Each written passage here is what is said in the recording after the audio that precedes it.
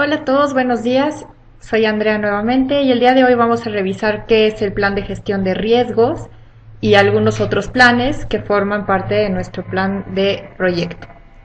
Comencemos con los riesgos. Vamos a recordar primero el concepto y la definición de un riesgo. Un riesgo es un evento o condición incierto que, si se produce, tendrá un efecto positivo o negativo sobre al menos un objetivo del proyecto, como lo son tiempos, costos, calidad, alcance, cualquiera de la triple restricción. Los riesgos positivos son considerados oportunidades y estos nos dan el beneficio de que pueden ser monitorizados y controlados de modo que nosotros podamos maximizar ese beneficio. Y los riesgos que son vistos como un impacto negativo se llaman amenazas y pueden ser aceptados si el riesgo está en equilibrio con el beneficio que puede obtenerse al tomarlo. Ahorita vamos a ver un poquito de qué se trata todo esto. Vamos a comenzar por desglosar los riesgos en conocidos y desconocidos. La ventaja de los riesgos conocidos es que pueden ser identificados y ser analizados de modo que podamos conocer las posibilidades que se nos ofrece para mitigar ese riesgo, para reducirlo, para transferirlo y demás. Y también tenemos los riesgos desconocidos. Estos, pues como no los conocemos, lo único que nos queda es que no se pueden gestionar de manera proactiva. Entonces necesitamos, como equipo de trabajo o de proyecto, que se asigne una contingencia general contra dichos riesgos y de este modo reducir el impacto en lo máximo posible. Ahora, un riesgo se divide en tres componentes esenciales. Primero es un evento definible. ¿Qué quiere decir? El evento se refiere a la acción o al evento, como dice la palabra mismo, que desencadena que se produzca dicho riesgo. Tiene también una probabilidad de ocurrencia, que puede ser alta, media o baja. Y también tenemos el impacto de la ocurrencia, que también puede ser alto, medio o bajo. Ahora, las consecuencias, recordemos, pueden ser positivas o negativas dependiendo de la naturaleza del evento, o del riesgo o de la oportunidad. Es por ello que es necesario que desglosemos todos nuestros riesgos en conocidos y no conocidos y tratemos de minimizar la cantidad de riesgos desconocidos para poder darle un mayor valor a nuestro proyecto.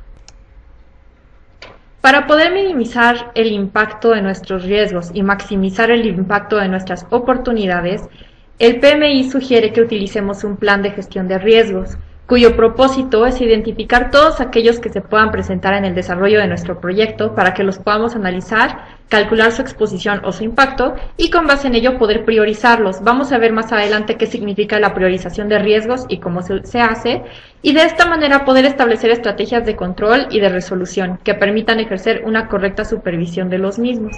Esto básicamente es tratar de reducir su impacto y maximizar las oportunidades que tenemos. El plan de gestión de riesgos, pues como ya es una documentación precisa, nos permite a todos los integrantes del equipo conocer qué es lo que debemos hacer para que esto suceda. Entonces, un breve resumen sobre el plan de riesgos. Su ventaja es que permite que para que un proyecto pueda llevarse a cabo dentro de los tiempos establecidos y costos previstos, los riesgos puedan ser identificados y controlados. Es decir, que se debe realizar un adecuado análisis para poder realizar una correcta metodología de gestión de riesgos. Ahora, ¿qué aporta una correcta administración de riesgos o qué aportan una correcta realización de nuestro plan de gestión de riesgos? Pues muy bien, en primera, como lo mencioné anteriormente, permite y facilita una alineación del equipo para identificar y manejar el riesgo. Esto es que todos los involucrados o participantes en el impacto o resolución de un riesgo puedan identificar, conocer cuáles son los riesgos posibles en nuestro proyecto, manejarlos y, bueno, lógicamente, como ya lo mencioné en todos los otros slides, tratar de minimizar su impacto. También permite mejorar nuestro tiempo de respuesta frente a situaciones de riesgo. ¿Qué quiere decir esto? Que cuando ya sabemos cuál es el riesgo y si se llega a producir, nosotros sepamos específicamente cuáles son los pasos a seguir para poder minimizar su impacto. También tenemos una reducción operativa de sorpresas y pérdidas. Esto pues es pura lógica, ¿no? Si nosotros podemos minimizar el riesgo, incluso una vez que los identificamos, desde el principio podemos conocer cuáles son las acciones a tomar para evitar el riesgo. No necesariamente podemos o tenemos que aferrarnos a la idea de que el riesgo se puede producir. de una manera proactiva nosotros podemos impedirlo y de esta manera reducir las sorpresas y pérdidas monetarias de la empresa. También permite la identificación y gestión de riesgos interrelacionados. ¿Qué quiere decir? Un riesgo puede estar relacionado a dos o más riesgos de mayor o menor impacto. Entonces, si nosotros identificamos uno, podemos a su vez identificar todos aquellos riesgos que están relacionados con él y ver cuál podemos evitar y cuál podemos minimizar desde un principio. También nos permite aprovechar las oportunidades. Esto pues es lógico. Si nosotros conocemos con anticipación cuáles son las oportunidades que se pueden generar al realizar X o Y acción, podemos realizarlas y maximizar el beneficio que ofrecen las oportunidades a tomar. Y lógicamente todo esto genera una mejor distribución de capital. Desde el principio, cuando nosotros conocemos nuestros riesgos, podemos saber cuáles van a requerir un mayor monto pues económico o de capital y cuáles no van a requerir tanto. De este modo podemos asignar los costos de una mejor manera a todos los recursos de nuestro proyecto. Muy bien, pues todo esto nos lleva a una pregunta muchísimo más importante.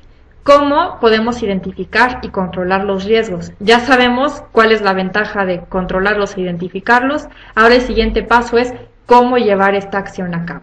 Muy bien, pues para poder responder a esta cuestión debemos primero responder a otra serie de preguntas.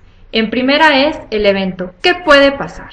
¿Qué evento puede desencadenar que se produzca un riesgo de alto o bajo impacto? O también una oportunidad. ¿Qué podemos hacer para evitar o provocar que el riesgo suceda? Enlistamos todas las acciones que pueden llevar a que ese riesgo suceda y ya tenemos cuáles son los eventos que pueden desencadenar. Después, la probabilidad. ¿Qué tan probable es que suceda? Y el impacto. ¿Qué tan malo será si pasa? En el siguiente slide les voy a explicar en un modo cuantitativo cómo podemos analizar el impacto y la probabilidad para de esta manera poder priorizar los riesgos. ¿Qué quiere decir priorizar un riesgo? Quiere decir, vamos a ver cuál riesgo es más importante o cuál riesgo requiere de mayor atención para nosotros a la hora de estar monitorizando nuestro proyecto.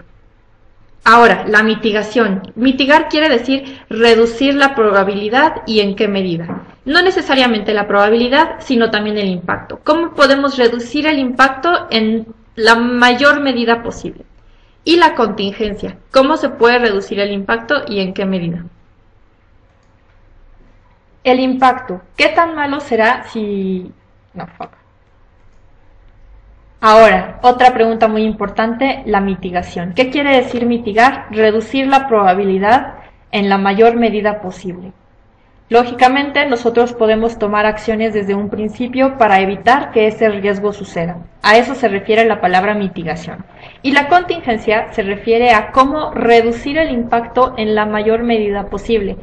Si no pudimos mitigar el riesgo y no pudimos evitarlo, a la hora de que suceda, ¿cómo podemos hacer que nuestro proyecto se vea afectado en la menor medida posible en términos de calidad, tiempos, alcances y costos?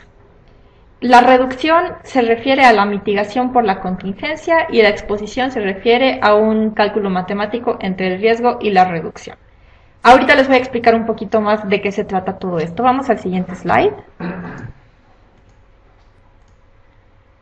En esta diapositiva tenemos un ejemplo de análisis cualitativo al riesgo. Podemos medir los diferentes riesgos y categorizarlos en bajo, medio y alto. Vamos a ver cuáles son nuestros riesgos de alto nivel, de nivel medio y de nivel bajo. Empecemos. En nuestra columna izquierda de este lado tenemos alto impacto, moderado y bajo. Y tenemos una numeración aquí, tenemos 2, 4 y 8. El 8 es el número que se asigna al riesgo de mayor impacto posible. El moderado impacto se le asigna un número 4 y para el de bajo se le asigna un número de 2. Y de este lado, que va en posición horizontal, tenemos el riesgo medio, riesgo alto y riesgo alto. Esto se calcula con base en la probabilidad que se encuentra en esta columna de acá. Entonces, tenemos probabilidad de 1, 2 y 3.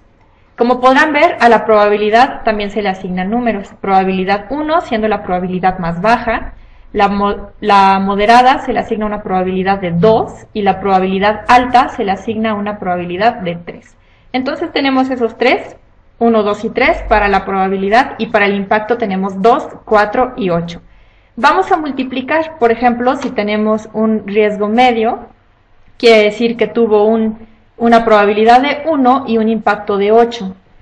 Porque no necesariamente todos los de alto impacto van a ser los riesgos más altos. Podemos tener un ejemplo de una probabilidad moderada y un riesgo alto. Esto quiere decir que nos va a dar un resultado de 16 y se considera un riesgo muy alto. Ahora tenemos un riesgo también alto, que puede ser de muy alta probabilidad y de muy alto impacto. Nos da un número de 24, 3 por 8, 24, y también se cataloga como un riesgo alto. Ahora, también tenemos los riesgos bajos, que se encuentran en verde. Puede ser un riesgo de impacto moderado con una probabilidad muy baja, y pues básicamente esto equivale a un riesgo muy bajo. También puede ser un riesgo de muy bajo impacto con muy baja probabilidad, lógicamente se considera un riesgo bajo, y lo mismo sucede con un riesgo de bajo impacto y probabilidad moderada. Ahora, para los riesgos de nivel medio, podemos hacer, por ejemplo, un riesgo que tenga un muy alto impacto con muy baja probabilidad. Esto puede ser, vamos a dar el ejemplo de que se estrelle un avión. Es un riesgo muy alto, nosotros diríamos a la hora de imaginarlo, es un riesgo altísimo, pero vamos a ver qué tan alto puede ser. Pues sí, sería de un impacto muy grande, pero la probabilidad de que eso suceda es muy baja, entonces eso se considera un riesgo medio. Ahora, podemos tener también un riesgo que tenga un impacto moderado y probabilidad moderada, de inmediato se considera un riesgo moderado.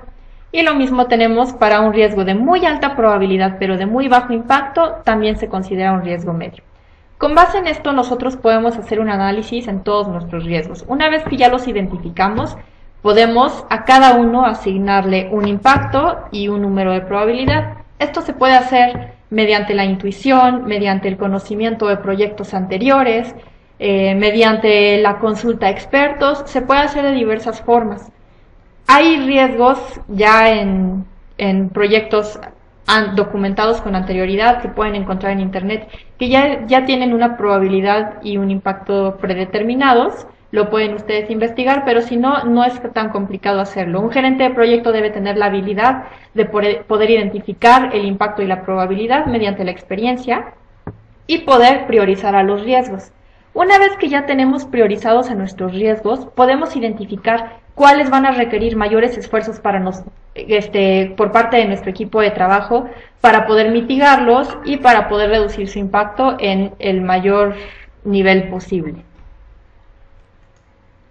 Muy bien, ahora ya tenemos identificados nuestros riesgos en categorías en alto, medio y bajo. Vamos a ver cuál es el siguiente paso.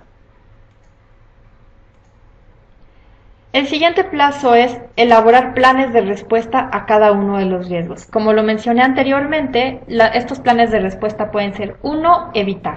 Evitar quiere decir tomar todas las acciones posibles para impedir que el riesgo se lleve a cabo, se desencadene, etc. Es por ello que es muy importante tratar de maximizar los costos, los riesgos conocidos, y minimizar los riesgos desconocidos, para de esta forma poder tomar todas las acciones preventivas para que el riesgo no se lleve a cabo. 2. Transferir. Esta también es una herramienta muy útil para los gerentes de proyecto. Debemos tener la habilidad, y muchas empresas la tienen, para a la hora de que un riesgo suceda, nosotros podamos decir: este riesgo no fue culpa mía, vamos a transferirlo al proveedor, a la empresa, al cliente responsable de ese riesgo. Esto básicamente y es muy cruel decirlo, pero se refiere a quitarnos esa responsabilidad y asignársela a alguien más. Pero ahora, esto no quiere decir que vamos a ser desentendidos y poco éticos en nuestro trabajo, no. Quiere decir que nosotros como gerentes de proyectos vamos a tomar todas las medidas preventivas posibles para quitarnos esa responsabilidad y para que no puedan culpar a nuestra empresa porque se haya desencadenado determinado riesgo. ¿Por qué? Porque si es responsabilidad nuestra, será también responsabilidad nuestra cubrir ese riesgo en términos de costos, tiempo y dinero. Bueno, y alcance.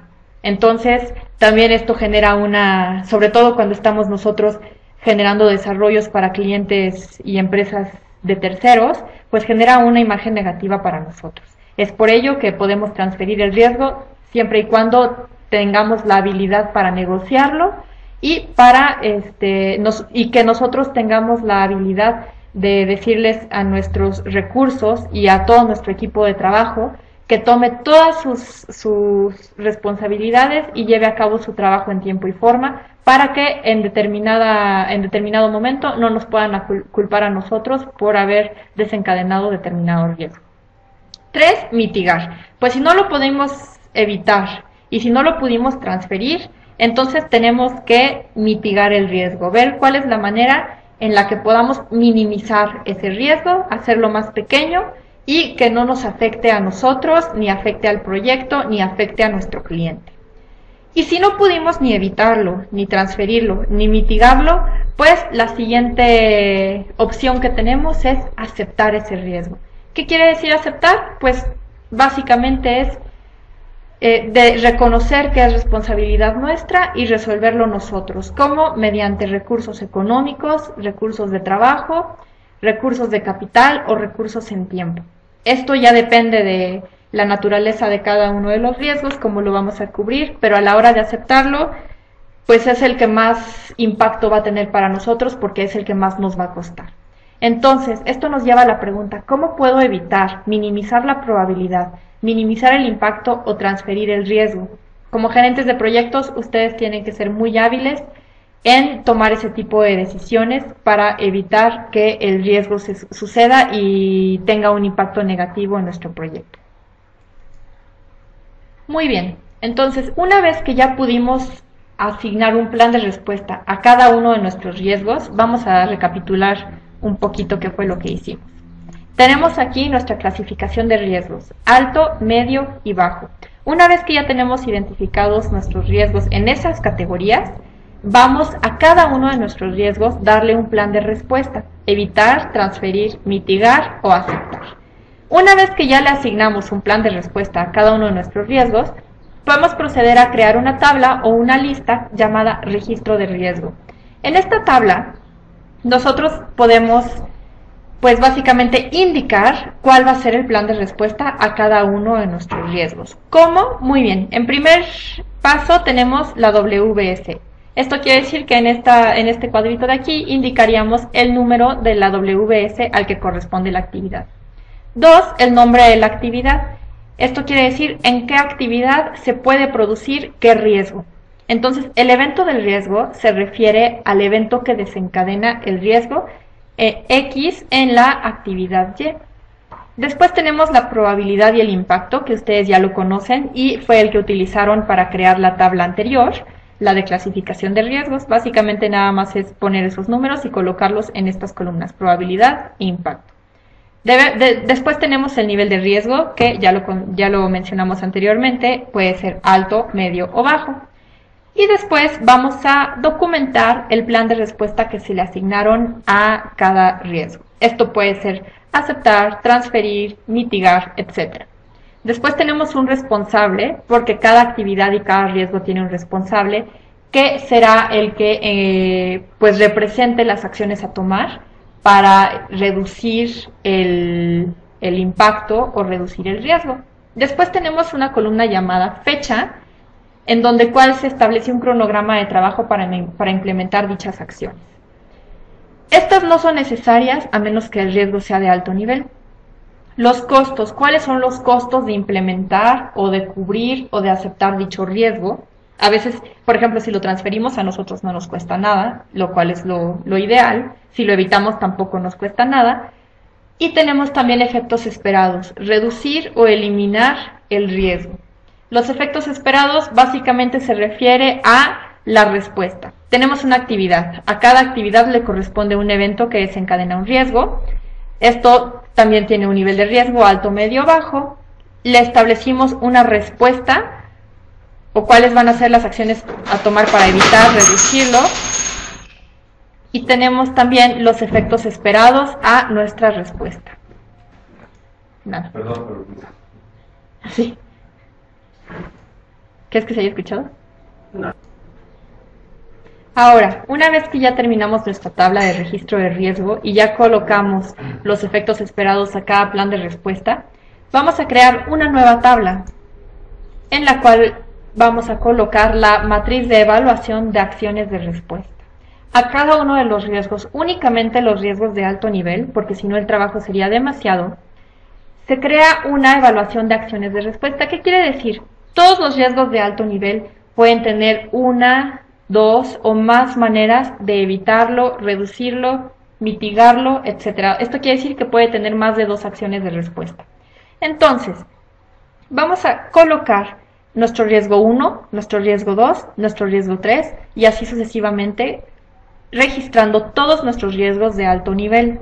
Una vez que los registramos todos, por ejemplo, el riesgo 1 podría ser el posible retraso de 2 semanas en la fecha de terminación del proyecto debido a retrasos en la entrega del componente X y Z, lo cual puede generar una penalización del 5% en el costo final del proyecto. Como ustedes podrán notar, tenemos el evento, posible retraso de 2 semanas en la fecha de terminación del proyecto. Después se especifica, como ustedes podrán notar en el riesgo 1, tenemos el riesgo, lógicamente, el posible retraso de 2 semanas en la fecha de terminación del proyecto. Ese es el impacto del riesgo. El evento es que se desencadenó debido a retrasos en la entrega del componente. Y la consecuencia dice, puede generar una penalización del 5% en el costo final del proyecto. Tenemos esos 3 elementos redactados dentro de cada riesgo y es lo que tenemos que hacer para cada uno de ellos. Repito nuevamente, únicamente a nuestros riesgos de alto nivel. Después establecemos 2 opciones de respuesta a cada uno de nuestros riesgos. Nuestra alternativa número 1 al riesgo que les acabo de comentar puede ser que el Project Manager será responsable de tener un proveedor alterno para el componente X y Z en la semana 4 de la fase de ensamble. El costo de esta acción se estima en $100 americanos. Como ustedes podrán ver, se trata de un plan de respuesta de mitigación. Y tenemos una segunda opción que dice, el Project Manager asignará un equipo de 2 ingenieros que supervisarán la construcción del componente X y X junto con el proveedor durante la fase previa a la entrega. El costo se estima en $1,200. Esto quiere decir que es un riesgo que se puede evitar. Aunque es un riesgo o un plan de respuesta más cara, porque cuesta más $1,200 que $100, la respuesta 2 se refiere a evitar el riesgo. Por lo tanto, se considera más viable la segunda opción, evitar el riesgo. Siempre es más viable evitarlo. Entonces, en la matriz de evaluación de acciones de respuesta, se redacta en primer lugar el riesgo y 2, le asignamos 2 planes de respuesta a cada uno de los riesgos. La idea es decidir cuál va a ser el plan de respuesta más viable para nuestros riesgos de alto nivel y esto lógicamente nos ayuda a reducir el impacto general en nuestro proyecto y afectarlo en la menor cantidad posible. De esta manera nosotros tenemos un plan de respuesta a cada uno de nuestros riesgos, sabemos cuáles son los que pueden colocar o generar un mayor impacto en nuestro proyecto, sabemos identificar también cuáles son los que no nos van a afectar tanto y de esta manera podemos asignar una mejor distribución a nuestros recursos. Entonces, como actividad, me gustaría que ustedes me entregaran un plan de respuesta a los riesgos, o sea, un plan de gestión de riesgos al proyecto sobre el que hemos estado trabajando, o sea, la realización de nuestro gimnasio. Y una vez que concluimos el plan de gestión de riesgos, vamos a ver la descripción de los otros planes que se entregan para formar nuestro plan de gestión de proyecto. Así que vamos a proceder a conocer los otros planes. Ya conocimos el plan de alcance, el plan de tiempo, el plan de costos y el plan de riesgos. El plan de riesgos me gustó presentarlo ahorita con tanto detalle porque es uno de los más importantes. Nos ayuda a obligarnos a cumplir nuestro proyecto, a cumplir en alcances, a cumplir en tiempos y cumplir en costos. El plan de riesgos nos ayuda a identificar cuáles son los factores que nos impiden llegar a esos elementos en tiempo y forma y nos ayuda a establecer planes de respuesta para evitarlo. Vamos a ver qué otros planes forman parte de nuestro proyecto. Tenemos el plan de calidad. El plan de calidad se refiere a los pasos que vamos a tomar para poder otorgarle al cliente el producto que él quiere con las especificaciones que él pidió, nada más y nada menos, pero asegurar que nuestro proyecto esté completamente funcional. Entonces, el plan de calidad en primer paso incluye el nombre del proyecto. También debe identificar, bueno, en realidad todos nuestros documentos deben indicar quién redactó el documento. Esto se refiere a ustedes, los gerentes de proyecto. Tenemos también la fecha y la descripción del sistema de calidad.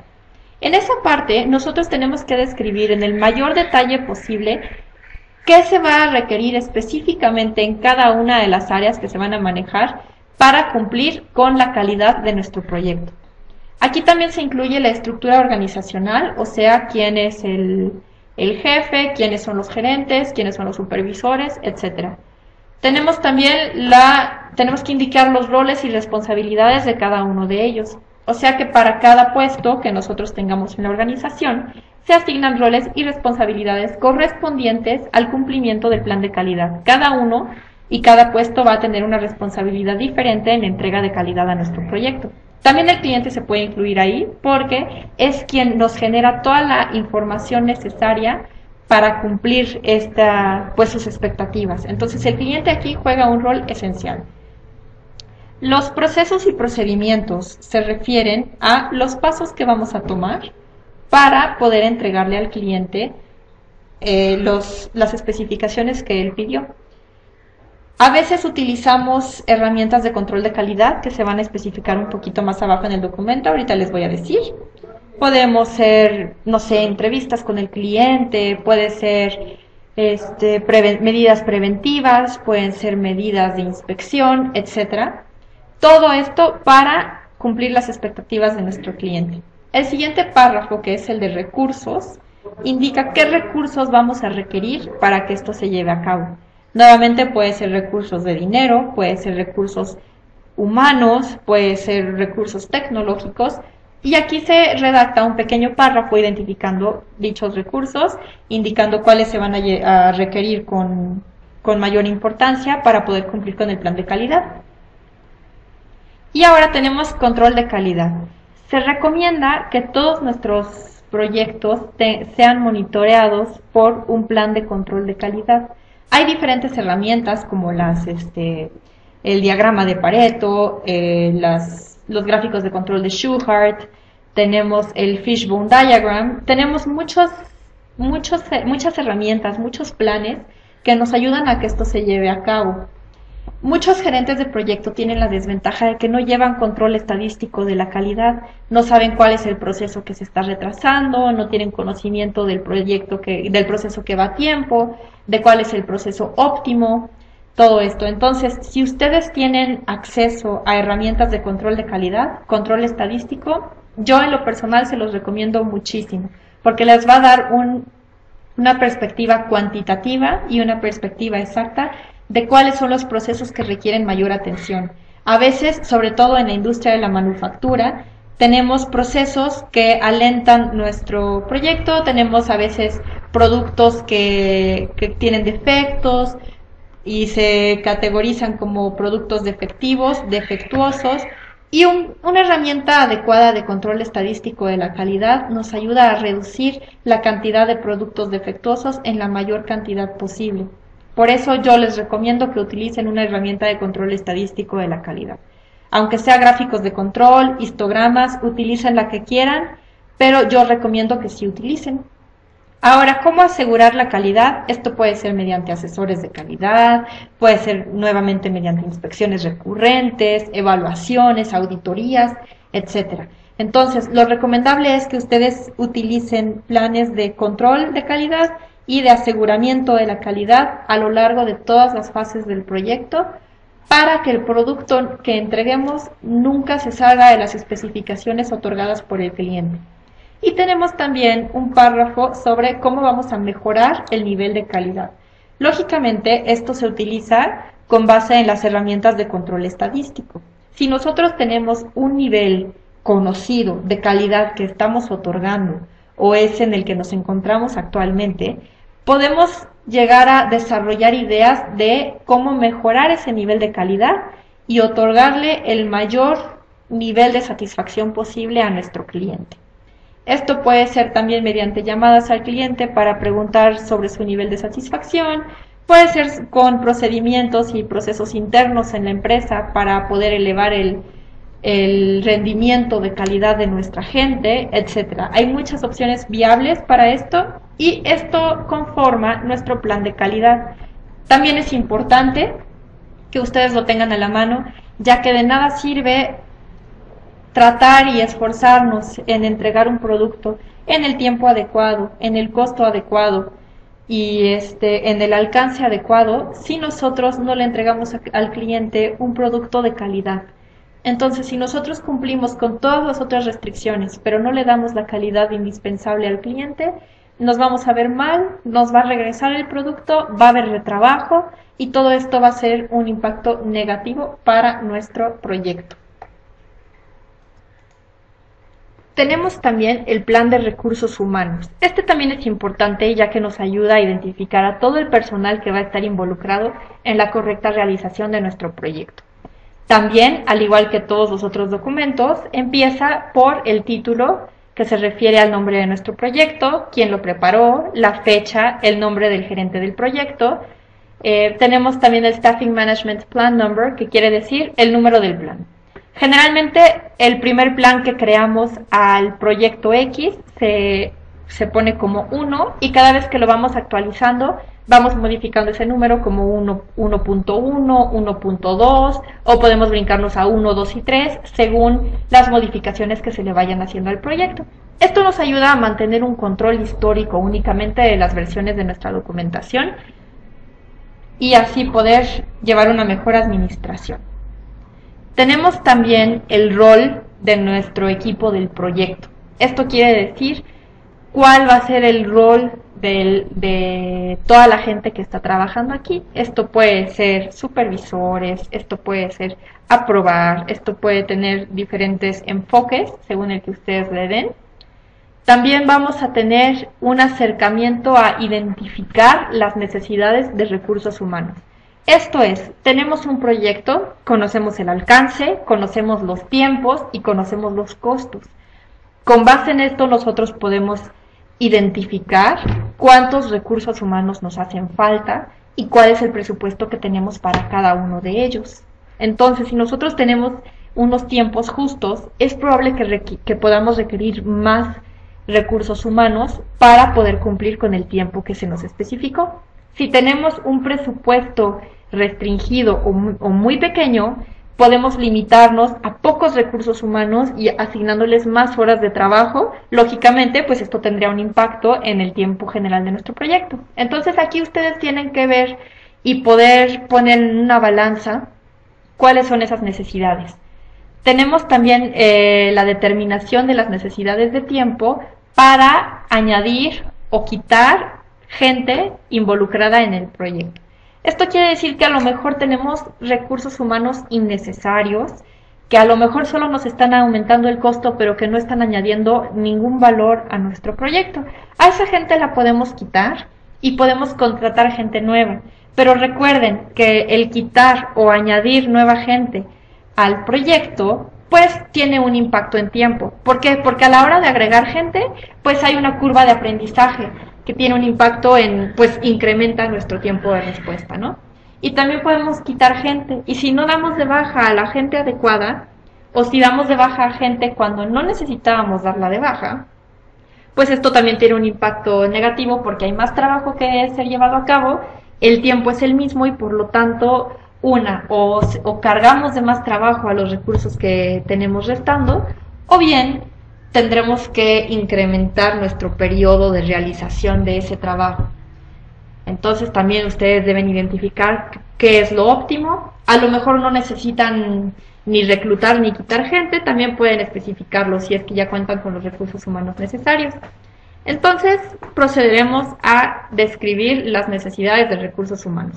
En el área de descripción podemos tener el nombre del puesto o el nombre de las responsabilidades de la gente que va a tener que hacer la acción XY. Tenemos también un número estimado de gente que debemos contratar, cuánto tiempo van a tardar en hacerlo y cuánto tiempo van a tardar en terminarlo. Esto puede ser realizado o especificado en fechas, cuándo empieza y cuándo terminan. Tenemos también un horario o un programa para actualizar el plan de gestión de recursos humanos. Esto puede ser que a lo mejor tomamos una decisión de despedir o contratar gente nueva que obviamente pues va a afectar nuestro plan de recursos humanos. O también tuvimos una decisión administrativa en cómo vamos a controlar a nuestra gente. Entonces aquí podemos decir qué evento va a provocar que nuestro plan de gestión de recursos humanos cambie y cuándo o en qué fecha se va a entregar dicho evento. También tenemos notas adicionales, que aquí se hacen las aclaraciones necesarias que ustedes tengan que hacer. No es necesario llenar ese campo, pero sí es recomendable que si ustedes no son del todo claros en su tabla o necesitan hacer comentarios adicionales, lo hagan en esos párrafos de ahí. Nuevamente, una vez que ya tenemos identificado el rol de la gente que va a estar participando en nuestro proyecto, vamos a crearles una matriz de roles y responsabilidades. Este es otro documento que también nos ayuda a definir quién va a hacer qué en nuestro proyecto y quién va a ser responsable de qué. Nuevamente, al igual que todos los documentos, tenemos el nombre del proyecto, quién lo preparó y en qué fecha. Estos elementos son básicos en todos los proyectos que llevemos a cabo y en todos los documentos. Tenemos en esta tabla la fase, tenemos a los requerimientos, tenemos funcionales, fase de diseño, fase de desarrollo, fase de pruebas, etc. Esto lógicamente se relaciona con las fases que ustedes hayan asignado a cada proyecto. Y tenemos también a la persona A, la persona B, la persona C, D, E, F. Cada uno de ellos, según la fase en la que se encuentre, y de acuerdo al rol que tenga o al puesto, pues va a tener responsabilidades diferentes. Estas responsabilidades pueden ser A, que participe en la actividad, B, que sea responsable. En inglés la palabra accountable quiere decir que es la persona responsable general de toda esa fase o de toda esa actividad. Tenemos también la palabra R, que quiere decir revisar. Por ejemplo, cuando se le entrega un documento o una fase nueva del proyecto, él tiene que revisar lo que se está entregando para ver si está bien o si requiere de modificaciones adicionales. Y quiere decir input required. Esto quiere decir que él va a proveer de toda la información necesaria para el correcto desarrollo del proyecto. Y tenemos también sign off required. Esto quiere decir que tiene que aprobar pues cada una de las fases. Entonces, para cada documento va a haber gente que participe, va a haber gente que sea responsable, va a haber gente que tenga que revisar, otra persona que tenga que aprobar y otra persona que tenga que proveer información. Esto es una recomendación nada más de los diferentes roles que puede tener cada quien, pero de acuerdo a cada proyecto ustedes puedan asignar las responsabilidades que ustedes consideren pertinentes. Hay gente o proyectos que no van a requerir la necesidad de gente que proporcione información. A lo mejor la información ustedes ya la tienen, o ya no la necesitan, o no necesitan que nadie participe y solo quieren que apruebe, etc. Es importante que ustedes sepan que hay gente que puede tener más de una o dos responsabilidades según el puesto en que se encuentre. Un director, por ejemplo, es muy probable que solo tenga que aprobar, mientras que un gerente tenga que revisar, mientras que un supervisor o desarrollador tenga que participar en la actividad. Todo esto depende de cada proyecto, de cada actividad, de cada fase, como ustedes lo quieran colocar, pero también ustedes pueden crear las suyas. Pueden poner, por ejemplo, firmar, o pueden poner, por ejemplo, entrevistar, las actividades que ustedes quieran. Lo importante es que para cada fase ustedes creen una matriz de roles y responsabilidades para que todos sus recursos humanos involucrados en el proyecto sepan cuál es su rol dentro de ese proyecto. De esta forma, si algo sale mal o si algo sale bien, sabemos quién fue el responsable, quién participó en ello, y si algo sale mal, por ejemplo, si se desencadena un riesgo de alto impacto, sepamos a quién acudir para reducir o mitigar dicho riesgo. Ay, no le puse. Muy bien, pues por el día de hoy fue todo. Les agradezco su atención. Voy a necesitar que de tarea ustedes nos manden, uno, su plan de riesgos, su matriz de roles y responsabilidades, su plan de recursos humanos y su plan de calidad. Entonces, una vez que ya revisamos estos tres planes, vamos a ver ahora sí el último plan, llamado plan de comunicaciones. Esto quiere decir cómo nos vamos a poner de acuerdo con todos los involucrados en el proyecto para que éste sea llevado a cabo de manera satisfactoria. Nuevamente, como podrán ver, incluye el nombre del proyecto, quién lo preparó y en qué fecha fue preparada. Entonces, el plan de comunicaciones su idea es enlistar a todos los stakeholders involucrados. Lógicamente, solo vamos a colocar a los que realmente aportan algo de valor a nuestro proyecto y vamos a ver cuáles son las herramientas que vamos a utilizar para comunicarnos. En este ejemplo, un stakeholder puede ser el cliente, puede ser la alta dirección, puede ser el sponsor del proyecto, los miembros del equipo, los empleados, a quién van a subcontratar, a sus proveedores, sindicatos, agencias de gobierno, etc. Es decisión de ustedes colocar a todos los stakeholders involucrados, lógicamente a los relevantes únicamente. Ahora, en la siguiente columna tenemos los mensajes clave para comunicarles. Por ejemplo, a un cliente a lo mejor se le va a notificar que estamos retrasados en tiempo, que a lo mejor él solicitó un cambio y tenemos que informarlo sobre el impacto del cambio.